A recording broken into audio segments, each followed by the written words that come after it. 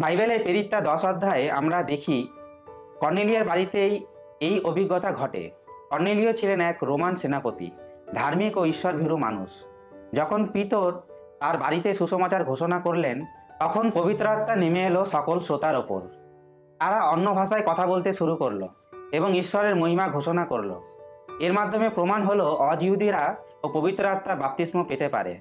এছাড়া প্রেরিত 19 অধ্যায়ে আমরা দেখি এফেসে কিছু শিষ্য ছিল যারা শুধু যোহনের বাপ্তিস্ম জানতো। পল তাদের যিশুর নামে বাপ্তিস্ম দিলেন, ভাষায় কথা বলল, ভবিষ্যৎবাণী করল। প্রেরিত পল নিজেও শিক্ষা দিয়েছেন। প্রথম করন্থীয় তার 22 অধ্যায়ে 13 পদে তিনি লিখেছেন, আমরা কি যিহুদি, কি গ্রিক, কি দাস, কি স্বাধীন, সকলে একই আত্মার দ্বারা এক দেহে বাপ্তিস্ম হইয়াছি এবং সকলে এক আত্মা হইতে পাইত হইয়াছি। তাহলে স্পষ্ট হলো বাইবেল শেখায় পবিত্র আত্মার বাপ্তিস্ম মানে হলো যিশুর দেওয়া প্রতিশ্রুতি, যা আমাদের শক্তি, ঐক্য আর সাহস দেয় ঈশ্বরের সাক্ষী হয়ে বাঁচার জন্য।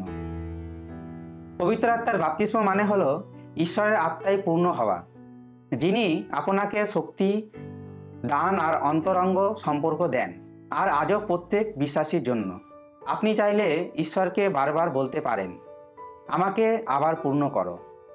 বন্ধুরা, প্রশ্ন হলো, আপনি কি প্রস্তুত এই আশীর্বাদ গ্রহণ করতে?